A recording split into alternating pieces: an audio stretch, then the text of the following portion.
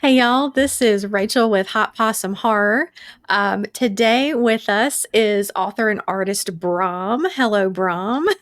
Hello, Rachel. Thank you for having me on your show. Thank you for being here. I'm a huge fan. This is wonderful. I know a lot of people who come into our bookstore love your books, and I've recommended them to a lot of people. So we're all very excited to have this conversation with you. Oh, I'm Um, thrilled. I'm thrilled to hear that. Thank you. so, for anyone who is not familiar, over the past few decades, acclaimed dark fantasy artist Brom has lent his vision to all facets of the creative industries, from novels, games, to comics and film. He has written Slewfoot, The Child Thief, Krampus, which y'all have heard me talk about at Christmas, The Lost Gods, and the award winning illustrated horror novels, The Plucker and The Devil's Rose. And we are going to be talking today about your newest book, Evil in Me. And I have a little like sample from the Oh, publisher uh, with some of the artwork in there. Um, yeah, so I guess we'll just jump right into it if that's good with you. that sounds good. Good. So you're an artist. You have done all this beautiful dark fantasy art. You've done concept art for like Dungeons and Dragons campaigns and like role playing games and comics and things like that. Um, Art that is linked, inextricably sort of bound to storytelling. Mm. Would you say that storytelling has always been part of your artistic process? Yeah, most certainly. From my earliest memories, it was the two always went together. As 5 or 6 years old, I would get construction paper, and it wasn't enough just to do a drawing. I would do a drawing, and I would tell a story page after page, and I would staple it together, and essentially I would make a little book. And I feel very, very fortunate that all these years later, I'm still doing the same thing. I'm just using word processors and oil paints, and I'm still doing pictures and words and putting them together and making books. That's awesome. I did that as a kid too, actually. Yeah. Um, how did you transition, like doing more art into writing novels? Um, I guess it was, I mean, early on, as with anybody, you have to pick something to focus on and get it going. And illustration was something I always stood out in school, and it seemed to me, a more realistic path. Even though I soon found out making a living as an artist was incredibly difficult. Oh Um, yeah. but so I pursued the art for many years, all the way up until I was 30 years old, and I built my career on that, and was by the and established, I guess, who I was and my brand and what I did. But somewhere around 30, 32, I started getting a little burnt out. I felt like most of my commissions were asking me to sort of repeat paintings I'd already done. So I wanted to, give myself more space and freedom to bring my vision to life. And I'd always written stories all through my life. And I said, well, why don't I try to take a stab at that? And my earliest attempts were much more illustration heavy. They would my first books, The Plucker and Devil's Rose. They would be an illustration on one page, a prose on the other page, and it was at that time I was mostly interested in the books were a vehicle to bring those paintings to life that I want to do. So they started out with the art, and then the story was something that brought the art together. But as my skills as a writer developed, I wanted to prove to myself that I could make a book that stood on prose alone. And The Child Thief was my first completely prose book. And even though it's a prose, mostly a prose book, it also has illustrations, and all of my books have illustrations. But the novels usually have 6 to 8 paintings in the middle, and then maybe 20 black and white pieces. Hmm. So it was sort of this progression, from the illustration moving and then bringing the two disciplines together into writing. Very cool.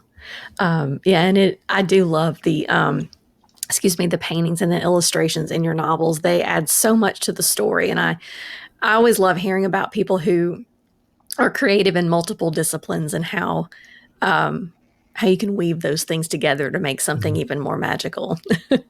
Yeah, I um, often say that it's a sort of a testament to my mental health that it's almost like two different people working together in one body. You know, the author in me and the illustrator in me are always, you know, most usually we're working together, but sometimes we're at odds with each other. We're you know, whose vision's more important? You know, what works best as a painting or works best in prose?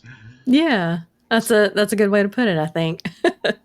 So your art style and the content that you write is, I like to describe it as deliciously dark, very Oh. fantastical, sometimes kind of creepy. Of course, we're on Hot Possum Horror, so I love horror. Can you tell us how you got into like dark fantasy and horror? Did something prompt that, or was that just always an interest? This is an area of discussion that's come up a lot recently, and it's it fascinates me because it is. I feel most people that share a dark aesthetic are born to it. It's not something you wake up one day and go, you know, I'm going to start liking dark, scary things. um, that's a story I often relate to people is my earliest memories are, you know, enjoying monster toys and skulls and scary things instead of the traditional things that children like at, I mean, as early as 3 and 4 and 5.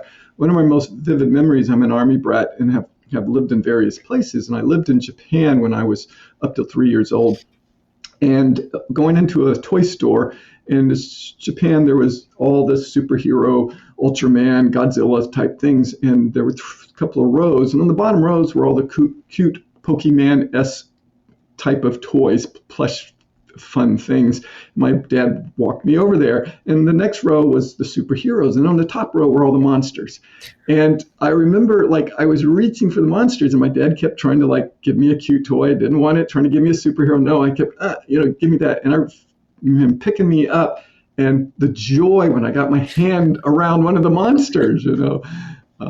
So to further along your question, I I am fascinated by why certain people are drawn to that aesthetic because I know some of it, you know, some people can have life experiences that might push them in that direction. But in most cases, most people I've talked to, it is just something born in them. And I would ask you, you know, at what point were you aware that you liked scary things and what drew you to scary things?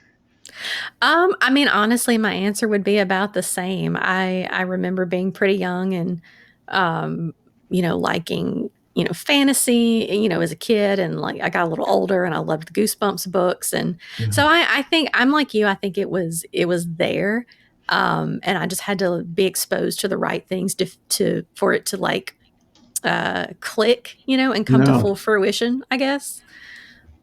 But that is, we could do a whole podcast on that conversation alone. I Sure. 100% agree. um, well, if we're gonna talk about creepy fun things, we can talk about Evil in Me, the new book.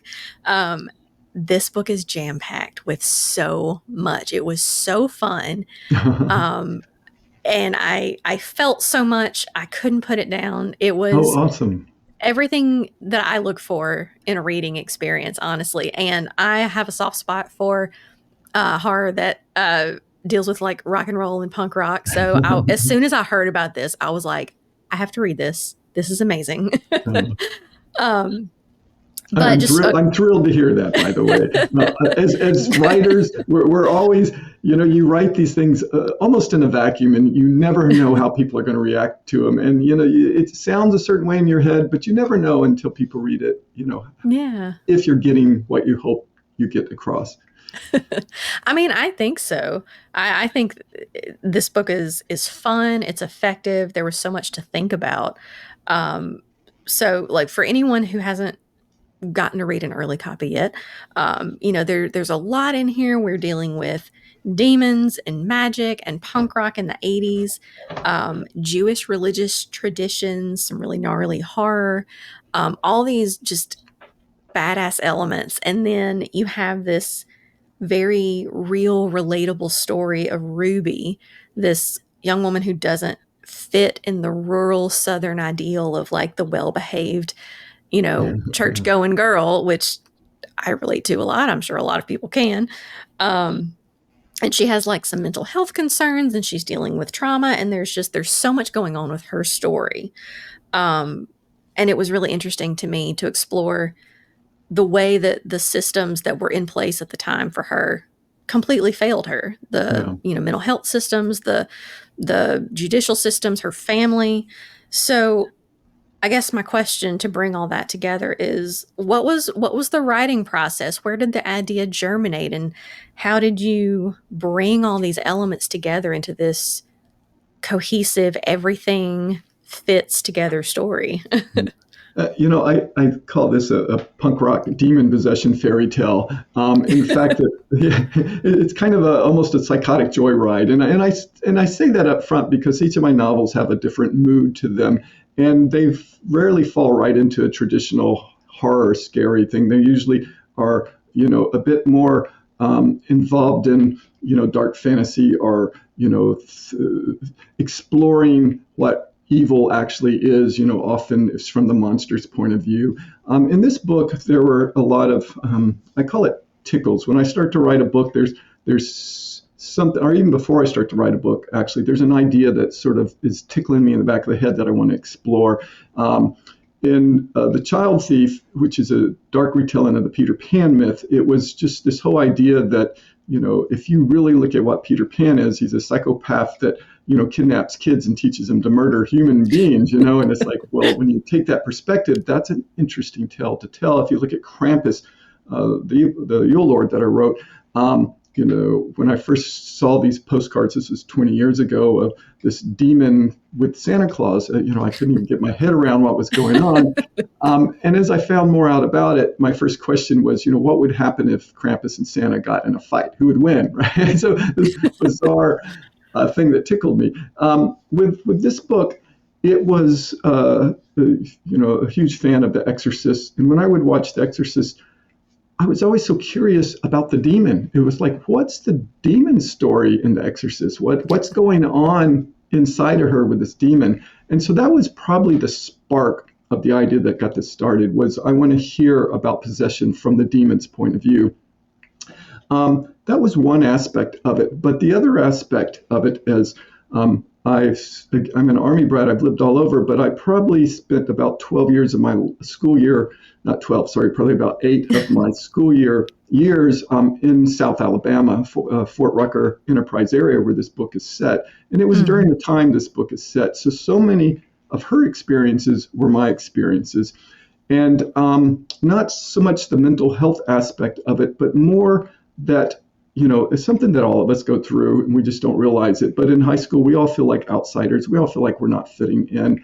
And for me at that time, being called a weirdo, because I was a weirdo, but finding punk rock and finding, this whole dark art passion within myself, it enabled me to own it, to say, it's okay you're calling me weird, because I'm glad I'm weird. I'm glad I'm not normal. I know that, right? So there is an autobiographical aspect to this where a lot of her experiences are my experiences. And I would say that's true with most authors, because you are essentially acting and role-playing the characters as you write them. So it was an opportunity to me to explore demon possession from the demon's point of view, not demonic, and also to have an opportunity to put down some of my personal experience into a novel. Okay.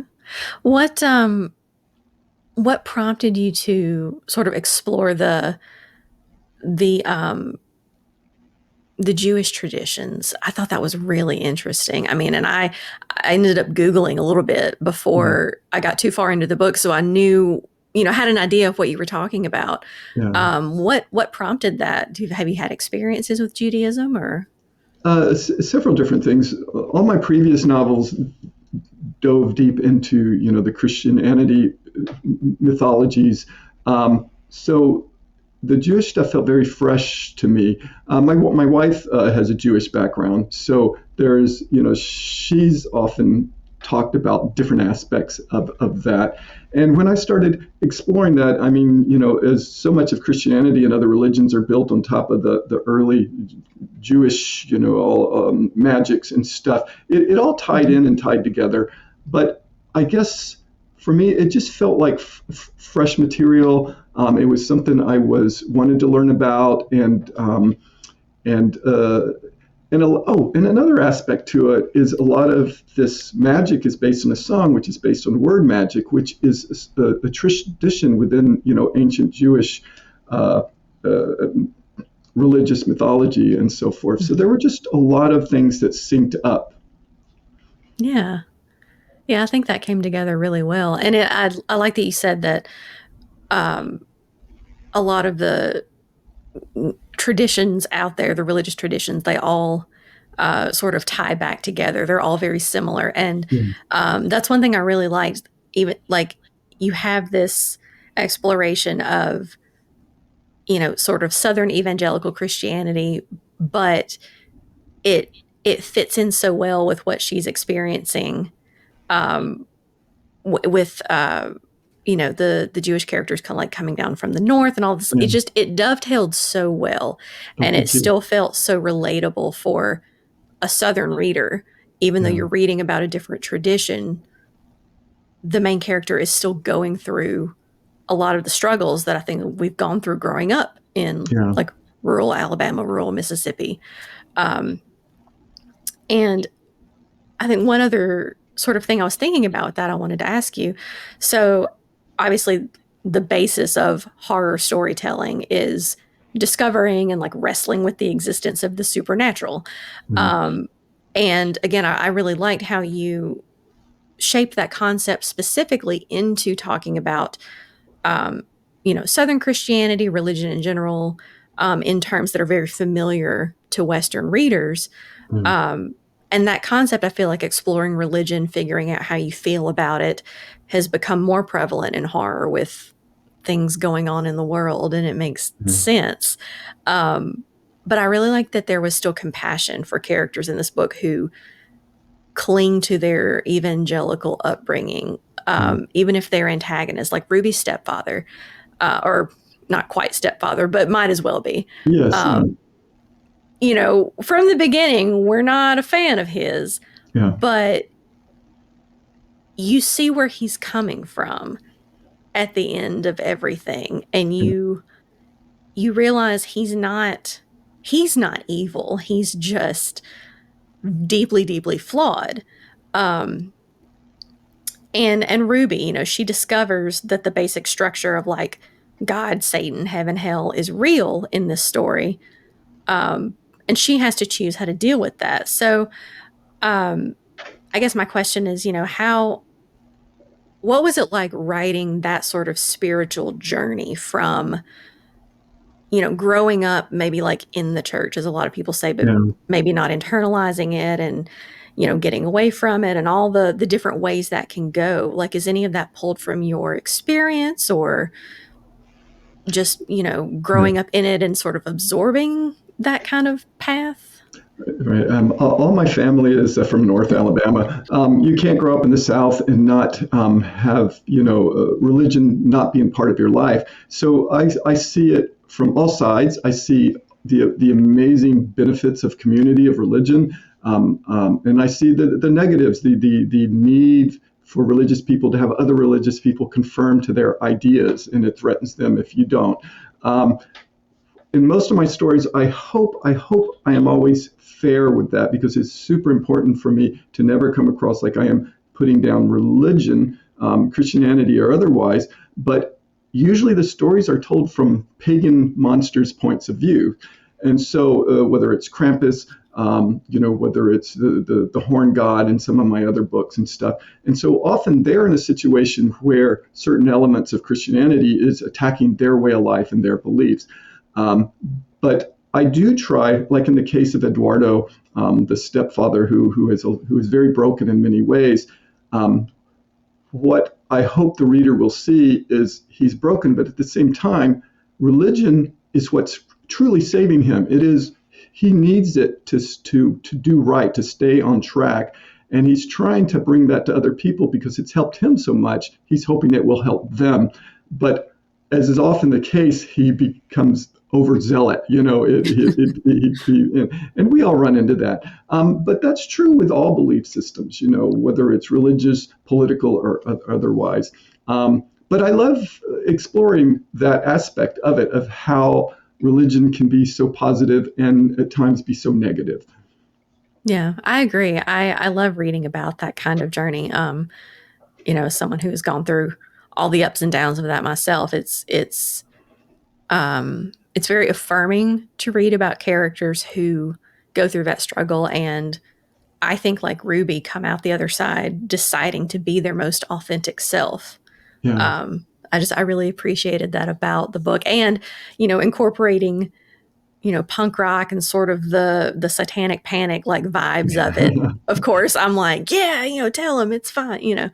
Um, It's yeah. on a quick side to that is it was around 86 or 87 when my first break into fantasy art world was a job at TSR, which produced Dungeons and Dragons. So this was sort of at the peak of satanic panic. My wife's brother is a Catholic monk. So his first thing when he heard I got this job was he was just horrified. He was just so afraid that we were going to be drawn into this cult and obviously start sacrificing small animals to Satan. That never happened. We had children, and they were their own curse.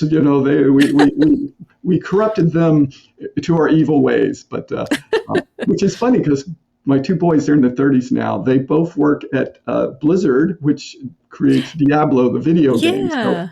So I guess in its long, convoluted path, I did end up, sending them down the path to the Diablo. Oh my goodness. I mean, that's awesome though. And I did like the shout out to D&D in the book. There's like one little segment. I feel I can say this without really Oh, spoiling sure. anything, where Ruby and some other characters make a quick stop in the basement of this church, and there are some kids playing D&D, and one of them is his grandfather is the preacher, and he's like, we have to hide this. He doesn't want us to play this, but we're going to do it anyway.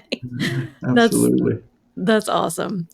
One thing I did wonder, so I love that you talked about the a couple of like the punk rock clubs and things in Atlanta in the 80s, and I did some Googling because I am not that familiar with Atlanta. And I was Yeah. like, this is a real place. That's so cool. So Yeah. did you get to frequent those places any in their heyday? We did. I think it was the 688 Club. It was this story again. It follows my path in a lot of ways. When I was in South Alabama in Enterprise, which where this story starts out, and then I ended up going to a 2-year art school in Atlanta at the same time this book is set. So everything in there is authentic. It's however crazy it sounds. Those places were real, and they're almost described exactly how they are. Mm-hmm. And this would probably be about 84 through 86 was when I was really involved in that scene. And as mentioned in that book, again, it was sort of saved my soul to go to a place where suddenly, I wasn't the only weirdo around. I could go to a club full of other weirdos, and we would. And at that time, things weren't as cliquish. It was very open for anybody that was kind of out there, odd and weird. We're kind of drawn to these bands, and it was such an eclectic collection of souls. And mostly it was a lot of artistic people at these shows. And there's one thing that there's a little anecdote in the book, and it won't give out too much away, but they're in the 688 Club, and they talk about there's a band called the Gun Club with Jeffrey Lee Pierce, and people that are fans of that type of music will know who I'm talking about. And when I wrote in there, they're talking about a band from Athens came up, and Jeffrey Lee Pierce asked him if he could borrow their guitar, and he promptly during his show sets it on fire, and the band is outraged. And my editor, who is a fan of this stuff, was talking to me. She said, "Well, that just doesn't sound like something Jeffrey Lee Pierce would ever do." And I'm like, I was there. I was in the audience when this happened, and Oh my God. and when it happened, he lit on a fire. And the poor girl, she just thought she was so thrilled, like, oh my God, my hero is playing my guitar, and the next minute it's on fire. And she had a screaming fit. And she chased him out of the club, and he never came back. So those that read this, yeah, a lot of what you're reading is there and is real. That's awesome. That is fantastic. Um, and speaking of music, there is a band now, I believe, is it the Maxines? It is, Am I getting yes, that right? you are. Who actually like brought to life the song in this book, Evil in Me, that becomes sort of the spell, the catalyst for the uh the Yeah, climax of the book, really. yeah. And it's fantastic. They did such a good job. I'm so thrilled with that. By chance, my wife bumped into AJ Gray, who is the lead singer of the band, in a vintage clothing store, and they hit it off. And it was during while I was writing it, I was looking for different people to read the book, and I was just like, oh, she would be perfect because she's in an all-girl punk band, and she would help me figure out things that are working and not working. And during that conversation, I was like, have you ever, what do you think of actually turning one of these into, a real song? And she was excited. I was excited. And she brought so much to that song. And I will say, my initial attempts at writing that song were quite cringy. And she took it in her band and they've turned it into a real song. There were two other songs in there. And we ended up producing all three of them. And what we've done is we've made an actual CD of Oh, the. that's Let cool. me see if I can get the band in there. There we go. Of the band. And this is, I'm going to plug here for a minute, is this, Yeah. when you go to my website, we're going to have signed copies of these collectibles. And there's actually a little poster pullout in the middle of it. Yeah, anybody that wants a little bit of memorabilia from the book, you'll have to check out. But they did a beautiful job with the songs, and especially if you get a chance to listen to the audio book, the music, Mm. the production.